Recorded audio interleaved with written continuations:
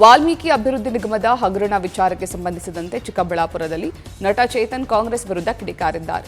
187 ಕೋಟಿ ರೂಪಾಯಿ ವಾಲ್ಮೀಕಿ ನಿಗಮದ ಹಣ ದುರ್ಬಳಕೆಯಾಗಿದೆ. ವಾಲ್ಮೀಕಿ ಹಗರಣವನ್ನು ಮುಚ್ಚಿ ಹಾಕಲು ಪ್ರಯತ್ನಗಳು ನಡೀತಾ ಇವೆ. ಈ ಹಗರಣದ ಬಗ್ಗೆ ಎಸ್ಐಟಿ 1.5 ತಿಂಗಳಿಂದ ಕ್ರಮ ತೆಗೆದುಕೊಳ್ತಾ ಇಲ್ಲ. ಬಿ ನಾಗೇಂದ್ರ ಬಳ್ಳಾರಿಯ ಅಕ್ರಮ ಗಣಿಗಾರಿಕೆ ಪ್ರಕರಣದಲ್ಲಿ ಜೈಲಿಗೆ ಹೋಗಿದ್ದ ವ್ಯಕ್ತಿ. ಆತ ಮಂತ್ರಿಯಾಗಲು ಅರ್ಹತೆ ಇಲ್ಲದ ವ್ಯಕ್ತಿ. ಆದರೆ ಅಂತಹವನನ್ನ ಸಚಿವರನ್ನಾಗಿ ಮಾಡಿದ್ರು. ಎಸ್ಐಟಿ ಸರ್ಕಾರದ ತಾಳಕ್ಕೆ ತಕ್ಕಂತೆ ಕುಣಿತಾ ಇದೆ. ಇದರಿಂದ ಇಡಿ ಪ್ರವೇಶ ಮಾಡಿದ ನಂತರ ತನಿಖೆ ಚುರುಕುಗೊಂಡಿದೆ. ತೆಲಂಗಾಣ ಆಂಧ್ರಕ್ಕೆ ಈ ಹಣ ಹೋಗಿದೆ ಅನ್ನೋದು ಬೆಳಕಿಗೆ ಬಂದಿದೆ. ಈ ಬಗ್ಗೆ ಸೂಕ್ತ ತನಿಖೆ ಆಗಬೇಕು ಎಂದಿದ್ದಾರೆ. ಅದು ಭ್ರಷ್ಟಾಚಾರದಿಂದ ಬೇರೆ ಬೇರೆ ಕಡೆ ಬೇರೆ ಬೇರೆ ಜೋಬ್ಗಳು ತುಂಬಿಸ್ತಾ ಇದೆ. ಇದಕ್ಕೆ ಒಂದು ತಕ್ಕವಾದ ಒಂದು ತನಿಖೆ ಆಗಬೇಕು ಅಂತ ಮುಂಚೆಯಿಂದ ಹೇಳ್ತಾ ಇದ್ದೀವಿ. ಆದರೆ SIT 1.5 ತಿಂಗಳಿಂದ ಎಲ್ಲೋ ಒಂದು ಕಡೆ ದೊಡ್ಡ ಒಂದು ಕ್ರಮ ತೊಗೊತಾ ಇಲ್ಲ.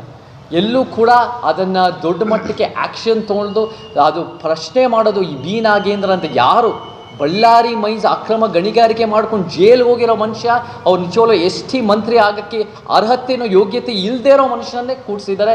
ಅವ್ರ ಮೇಲೆ ಯಾವತ್ತು ದೊಡ್ಡ ಮಟ್ಟದ ಪ್ರಶ್ನೆನೂ ಮಾಡಲಿಲ್ಲ SIT. ಯಾಕಂದರೆ ಅದು ರಾಜ್ಯ ಸರ್ಕಾರದ ಒಂದು ರೀತಿ ತಾಳಕ್ಕೆ ತಕ್ಕಂತೆ ಕುಣಿತಾ ಇರೋ SIT ಅವರು ಇನ್ಎಫೆಕ್ಟಿವ್ ಆಗಿ ಕೆಲಸ ಮಾಡಿದೆ. ಅದು ನನಗೇನು ಕಾಣುತ್ತೆ ಅಂದರೆ 1.5 ತಿಂಗಳು ಡಿಲೇ ಮಾಡ್ತಿರೋದ್ರಿಂದ ಏನು ಕಾಣಿಸುತ್ತೆ ಅಂದರೆ ಅವರು ಎಲ್ಲೋ ಒಂದು ಕಡೆ ಅವರ ಪಕ್ಷದವ್ರನ್ನ, ಕಾಂಗ್ರೆಸ್ ಪಕ್ಷದವ್ರನ್ನ ತಪ್ಪುಗಳನ್ನ ಮುಚ್ಚಾಕಕ್ಕೆ ನೋಡ್ತಾ ಇದ್ರು ಹೊರತು ಅದನ್ನು ಬಗೆಹರಿಸೋಕ್ಕೆ ನೋಡ್ತಾ ಇಲ್ಲ.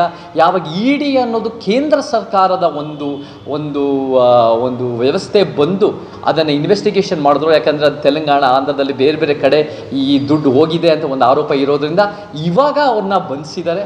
ಅದು ಒಂದು ರೀತಿ ಅದು ಒಳ್ಳೆ ಕೆಲಸ. ಸೊ ನಮಗೇನು ಕಾಣಿಸುತ್ತೆ ಅಂದರೆ ಈ ಪೊಲೀಸ್ ವ್ಯವಸ್ಥೆ, ಈ ತನಿಖಾ ವ್ಯವಸ್ಥೆಗಳು ಎಲ್ಲೋ ಒಂದು ಕಡೆ ಒಂದು ಪಕ್ಷದ ತಾಳ ತಕ್ಕಂತೆ ಕುಣಿತವೆ ಹೊರತು ಅಥವಾ ಒಂದು ಆಡಳಿತ ಸರ್ಕಾರ ತಾಳ ತಕ್ಕಂತೆ ಕುಣಿತವೆ. ಅವರು ನಿಜವಾಗ್ಲೂ ವಸ್ತುನಿಷ್ಠವಾಗಿ ಒಂದು ರೀತಿಯ ಒಂದು ಪ್ರಾಮಾಣಿಕ, ಒಂದು ಪಾರದರ್ಶಕವಾದ ತನಿಖೆ ನಮಗೆ ಸಂಪೂರ್ಣವಾಗಿ ಮಾಡ್ತಾ ನ್ಯೂಸ್ ಫಸ್ಟ್ ನಿರ್ಭೀತಿಯಿಂದ ನಿಮ್ಮ ಪರವಾಗಿ.